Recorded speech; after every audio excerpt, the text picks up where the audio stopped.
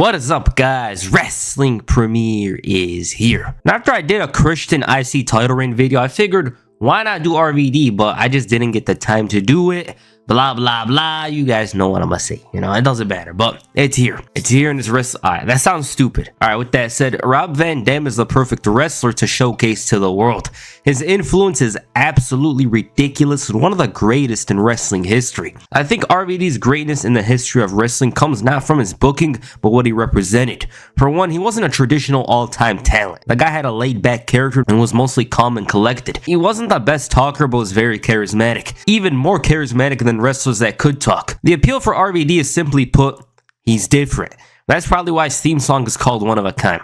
Yeah, corny mention, blah, blah, blah, yeah. Van Dam did not make a strong mark on the main event scene, but he was a perennial mid-carder throughout the 2000s and one of the best ones. I think if you rank WWE's mid-carders of the 2000s, it would be something along the lines of Christian, Chris Jericho, Booker T, and Rob Van Dam.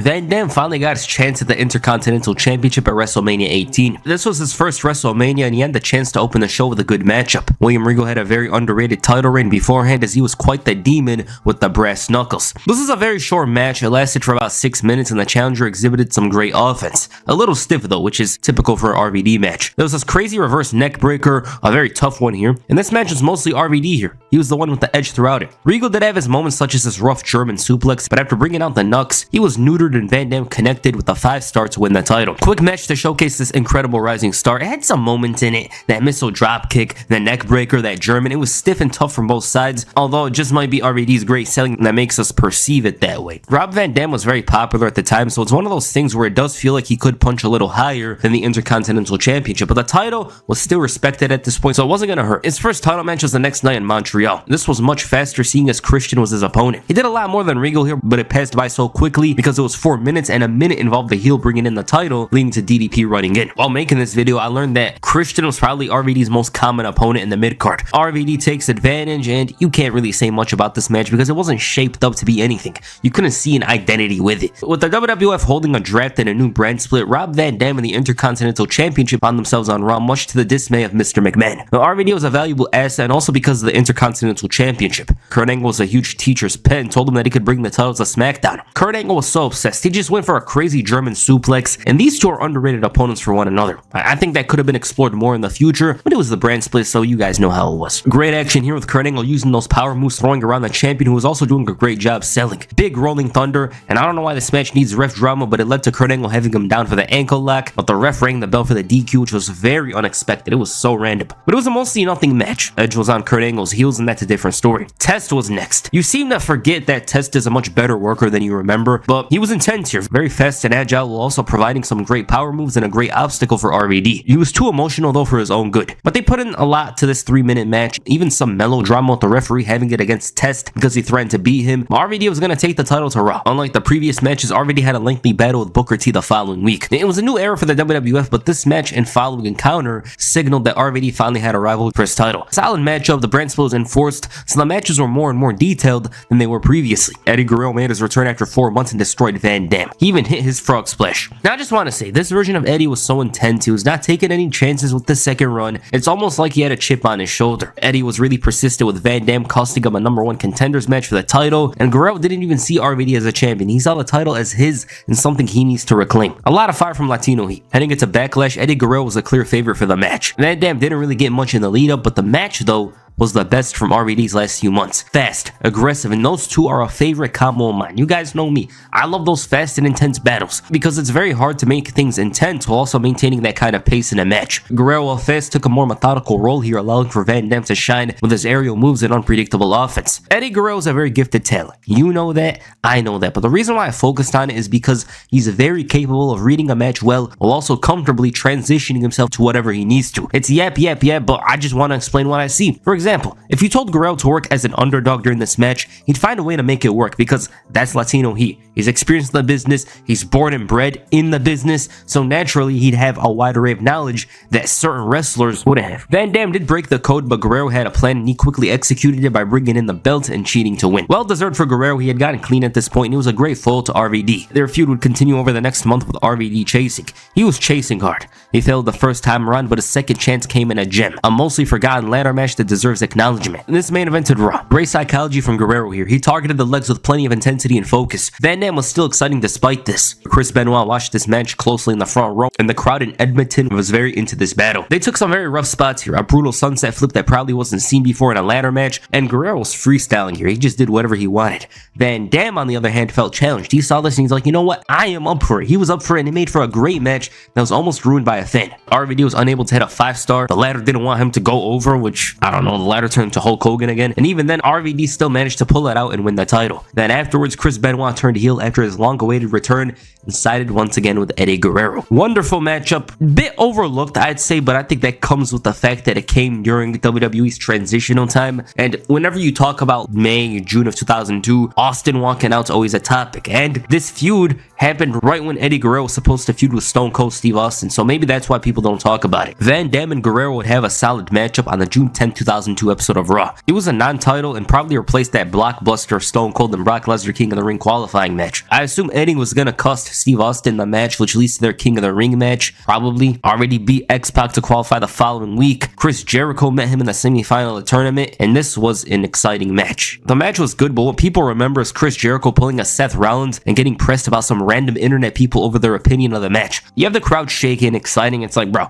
what is this? Why are you so worried about some random? It's so funny reading this because he really got worked up over some people he doesn't know. But RVD won this match only to get mauled by Brock Lesnar in the final. Well, that was my memory of it. Upon watching the match, RVD had so much offense and Lesnar was selling in a way that the people in the back wouldn't like for a big guy, especially a guy as big as Brock Lesnar. RVD even had Lesnar pinned down, but Paul Heyman's interference ruined any potential chance of a victory. This feud wasn't done just yet. RVD wanted to show some ruthless aggression, so he went right after Brock Lesnar. The next big thing, Brock Lesnar was incensed and ready to take the title away from Mr. Monday Night. Brock Lesnar challenging for the Intercontinental Championship is certainly weird, but I'm almost shocked they didn't have him walk into SummerSlam with the title. These two had some good chemistry here, but that all comes down to the fact that it's a simple story with simple characters. The High Flyer and the Destroyer. The way RVD wrestles, he's the only person I see consistently make Brock Lesnar look like a clown. They made RVD look very good in this match, having Brock Lesnar, who was unbeaten, pinned down on the mat only for Paul Heyman to cause the DQ. The night didn't end well for him though. Rob Van Dam wanted to get back at the next big thing, but he wouldn't get his chance until Vengeance. There was this one moment during the build where RVD obliterated Heyman with the Van Terminator. The Lesnar and RVD matches were very good, and Vengeance was no different. They were moving so fast, Brock would look like a rookie and a doofus at some points, but then the other moments, he looked like a huge threat. I really wish this match happened for the WWE Championship during this era, because you just know they would have done something special, especially with this story of Brock being an indestructible force. And the ref was pulled out for the DQ and he's beating on Heyman like he loves them. You need to learn how to work, buddy. RVD, that wasn't a part of the script. What are you doing? Brock decimates him again, and that's their feud. Ultimately, I do think that there was a place for a Rob Van Dam and Brock Lesnar feud, because this feud was actually good for the action. Like the story, they always had to use a cop-out because Brock was being built up and they don't really want to push RVD to that level. You guys get it. You guys think they're not going to have Hulk Hogan, Stone Cold, and all these guys beat Brock Lesnar, and of all people to do it would be RVD himself? Yeah, okay. The next night, though, was yet another ladder match for RVD, but this time it was to unify the European and Intercontinental Championships. This wasn't much, but they pulled a lot out of it. It almost felt like they just wanted to get over with the European Championship. It's a solid match, but it's not anything crazy or memorable. RVD won here to unify the belts, so he actually ended the lineage of the European champion and is of course the final one. Who knows, WWE with nostalgia bait people and bring it back or something, I don't know. What followed was an intense battle with Chris Benoit. The Rabid Wolverine took a smart approach by targeting Van Dam's limbs, and his shoulder was hurting so badly. And this guy was already the most aggressive wrestler in the industry, so obviously he wasn't going to spare him. There was this one moment where RVD kinda hit the 5-star. Benoit didn't move in time, but still sold it enough to the point where it did cause some pain, which I appreciated, by the way. The old head in me does appreciate that a lot because it's a tiny thing, but it helps the match and actually gives the match some sort of identity and authenticity. Because at the end of the day, these guys are trying to work a wrestling match, and sometimes you gotta make it look as real as possible. Then this guy just turns into a demon out of nowhere with the crossface. The move was working, but it wasn't getting him the win, so he rolled him up and used the ropes for leverage to steal the match and the title. Solid match. It had a clear story, that being RVD's shoulder, but their best work was near. Chris Benoit took the title to SmackDown, where for a moment the belt was exclusive to the show, and it's kind of an oxymoron for me, the IC title on SmackDown with the fist arena. Like, it just looks so odd. When you see the Intercontinental Championship, you see Raw, you don't see SmackDown. SmackDown. Our rematch was made for SummerSlam. Right as I saw the belt blurred, I thought, why isn't Benoit the one blurred? But we all know it's the WWF Intercontinental Championship. They were still in the process of replacing the titles in the company. I don't know why it took long. One of you is probably familiar with the way belts are developed, but perhaps it did take them months to replace the design, because apparently, this is what I learned, wrestlers don't wear one singular belt, they wear plenty of them. Some for house shows, some for TV, some for promotional things. Maybe that's why it took a while for them to make. This was a good battle. Benoit was the disruptor of Van Dam's offense, and this guy had so much intensity and urgency. He wouldn't let RVD fall on the mat after the backbreaker without going for a cover. He went for this flying headbutt but missed. His head bounced off the mat, of course, because it's a Chris Benoit match. RVD tries his own, but to no avail, and he was always one misstep back to where he was. He makes a bit of a comeback, tries to take bigger risks, but ends up like the XFL. Chris Benoit was a huge obstacle for Rob Van Dam to overcome here, and he was hard-hitting, intelligent, and very pragmatic, which is important to mention, because Benoit here was portrayed to be a man that always adapted his game plan. Regardless if it was a ground game, an aerial game, he would know how to strike and when to strike. If the crossface doesn't work, then he continues targeting the arm. You know this was a rough battle when RVD loses his hair tie, like that's a sign of it. Chris Benoit is tough, but his big mistake was the backdrop from the top rope, and when it comes to the very top talent in the WWE, it all comes down to the finest margins, such as this. That was enough for RVD to hit the frog splash and recapture the title. Very good match. They didn't need to try out false finishes. RVD hit one frog splash, but it doesn't take away from the match. You know, you can still do great matches without the false finishes. Benoit was a strong challenger here. He did not look weak at all. It's just RVD was better, which I mentioned earlier. You know, when it comes to him and RVD in storyline, in kayfabe, and in the pecking order, RVD slights him just by a little. If it was the next night, Benoit would probably beat him if they did a rematch. The Hardcore Championship was being deactivated, so Tommy Dreamer faced Rob Van Dam for the title in a hardcore match. This is a bit of a gem. It's not anything special, but it wasn't a terrible way for the hardcore title to go out. Very different variation of spots here. This spot in particular looked brutal, but the match was 8 minutes and filled with so many spots, you'd think it was double the time. So that's a good way to explain this match. It feels longer, but in a good way. But this reign was nothing. RVD was mostly focused on the World Heavyweight Championship. There was this funny promo with RVD mocking Triple H and his negativity, the fact that he can't do any of his moves, and one important thing to mention is how great of a challenger RVD looked, but the issue was that he was supposed to be the first one fed to the game. The fans are very invested in RVD. It's not some false information. Like, you guys could go watch the shows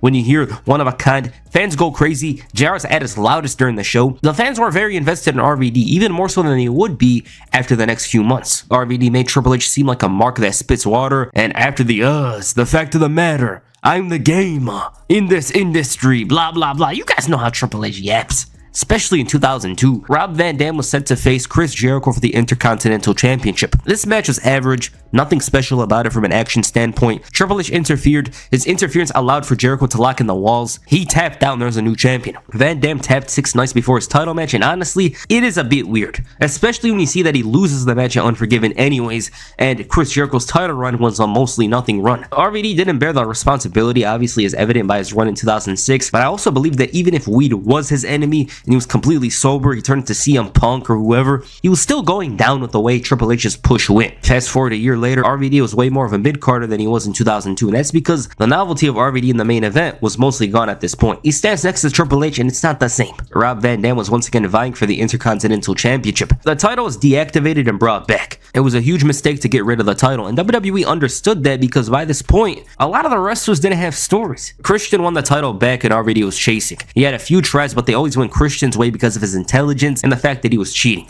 But once more, a ladder was back in both men's cross sights. Now personally, I have this ladder match over the Eddie one. I have a huge bias for this ladder match, to be honest with you guys. This one had a years took off your career vibe, and again, I'm not advocating for the talent to do said match, but if I'm gonna watch a match in hindsight, I'm gonna appreciate it. Yeah, they probably had to wear 20 pounds of ice pack on their back, on their neck or whatever, but I'm gonna still appreciate and respect a match like this regardless of what it did to their careers. The spots were rough and memorable. The leg drop on the ladder, the reverse DDT or the inverted DDT, a monkey flip right onto the ladder. These guys are pouring everything they could into this. They main evented Raw, and it's hard to pull out 3 main event matches or even Raw matches better than this one that year. RVD learned his lesson this time around and hit a proper 5-star from the ladder. It was a rough match, but it was very entertaining and reminds you of the dangers of the ladder match, which is something people tend to forget today because the match happens very often and it's very telegraphed and very safe by the looks of it. Rob Van Dam captured his 4th title reign here, and similar to the 3rd one, it's a mostly nothing run that's just about throwing the title around, because at this point, point, WWE did not really care for the IC title as much as they used to.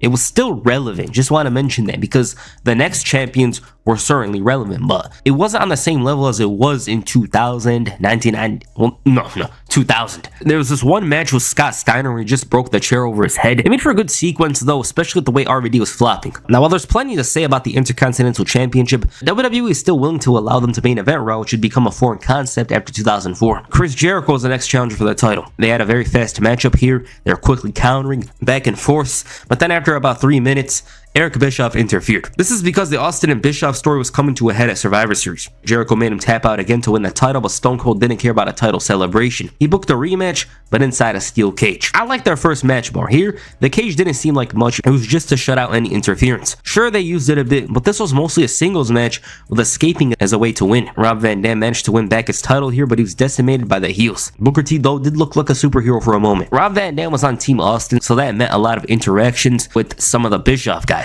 Van Dam defended the title against Christian, and again, it was a very regular match. And if you're wondering why I'm not detail yapping, well, it's because the matches have been formalic. This part was beautiful though. Then the shenanigans came and it got interesting, but even then, RVD still overcame Christian. Decent match. With this one, they didn't have time, but still pulled out something. Christian was very sleazy and dirty here. He'd do some crazy things behind the rest back, and RVD would respond with Tommy and Jerry elusiveness. He featured in the Survivor Series elimination match, and I think you guys know what I think about it. It's my favorite Survivor Series elimination match ever, and that's because they play with your heartstrings. The story of HBK overcoming this huge deficit. RVD wasn't a huge part of this match. He had his moments, but ultimately, this match was all about the Jericho, Christian, Orton, and Michaels arc, which happened in the final third of the match. Rob Van Dam, though, wouldn't completely move on from Randy Orton. Orton was hungry for gold. Ric Flair, though, was first, and he had a great advantage here with RVD being banned from using the frog splash. He struggled with Flair a bit, but at the end of the day, it was always going to go RVD's way. Just as he's figuring out the 5-star thing, Randy Orton interferes and causes the DQ. He also realizes that the Intercontinental Championship looks good on him. Randy Orton was the next challenger, but he made it his goal to soften the champion ahead of Armageddon.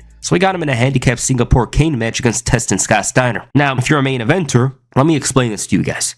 To put it simply, if you see two villains get their ass beat in a movie, they're the equivalent of this tag team. But for RVD, they actually whooped his ass. He couldn't overcome them. Mick Foley officiated the title match for Armageddon. This is a very odd match. The reason why I say that is because it basically had a length of a main event match, and Orton wasn't really doing matches like this often on TV. I think this needed some minutes cut from him because there's a reason why nobody talks about it. They talk about the result, and that's all that there is to it. There was some good moments in interference stopped by Foley, this beautiful drop kick from Orton, and whenever RVD used to fight back, it was exciting. But it all ended with an RKO from out of nowhere. It was a clean win for the most part, and even with the knowledge of the future, you can look at this moment and see that Randy Orton was going to be a huge star for the future. It had been so long since somebody captured the title and it was seen as a big moment. That's what makes this stand out in particular, this Intercontinental Championship reign. They really valued Randy Orton a lot. Fast forward to 2006, Rob Van Dam had been through it in the 2.5 years since his last title reign, and he was not pushed as strong, was a strong mid-carder still with no opportunity to become a main eventer, and suffered a knee injury that left him sidelined for a year. 2006 though looked much brighter. He was winning more often and became the second holder of the Money in the Bank briefcase. If you look at 2006, nobody else deserved it more than Rob Van Dam. Shelton Benjamin was the Intercontinental Champion and got greedy, and this led to a winner-take-all match. The Intercontinental Championship and the Money in the Bank briefcase up for grabs. Now I just want to say, these two have incredible chemistry together, and it's a shame. It's unfortunate that they never explored this feud as hard as you would remember, because from memory, this felt like a long feud, but it was very short. Shelton wanted to out-wrestle RVD early on. Van Dam caused plenty of issues for Benjamin, and these two were competitive and brought some unique ways to avoid moves and counters. It's a pretty good match, but I just wish that this was a real feud that involved other matches and of course a ladder, because these guys were capable of much more despite me enjoying this. But Rob Van Dam scored the victory here. We had some nice spots such as the monkey flip, Shelton's crazy athleticism here, Van Daminator, but yeah, RVD ended this thing on top. This run was very short. He defended the title in a fatal 4-way, and this match didn't have a lot of time, so it's hard to talk about it. Van Dam did retain the title after Masters nearly made Haas tap out. What was supposed to be a big rematch for the WWE Championship turned into a Texas Tornado tag team match, handicap by the way, for both the WWE and Intercontinental Championships. Whoever gets pinned from Cena or RVD loses their title. This was a fun concept. The match itself was just that because it brought a huge element of surprise. You saw the egos, the bickering from the heels. Triple H made sure to not pin RVD, and just when he had Cena down, Shelton pinned RVD to win back the title. And that's all there was to it. And with that, Rob Van Dam's Intercontinental Championship reign came to an end, and that was his last title reign. To be honest with you guys, RVD as IC champion had some good moments, but ultimately, just Randy Orton's only IC title reign stands out more than any of these title reigns combined, which is crazy to say, but yeah. Orton in that 8 months achieved more, had more impact, and obviously that comes down to the booking itself. But when I look at other guys like Christian, Chris Jericho, who obviously had short title reigns during this video, they had better title reigns with the IC title. Even if I tried to choose one particular title reign here, it's hard because there's no convincing one, because I could say the first one or the second one, but at the same time it's like none of them are that different from each other. So I can't exactly tell you a favorite, but I will tell you the best match on here. I hate to say it, but it's actually the Chris Benoit RVD match at SummerSlam. That's the best match. I do give Shelton and RVD the second place spot. RVD, he was a good Intercontinental champion in the sense of getting fans to care about the title, but he didn't have many good reigns. So yeah. Alright, what do you guys think of RVD's title reigns? Please comment down below, and that's for his video. Make sure you hit the rolling thunder on the like button and perhaps a 5-star frog splash on the subscribe button. Peace. I'm out.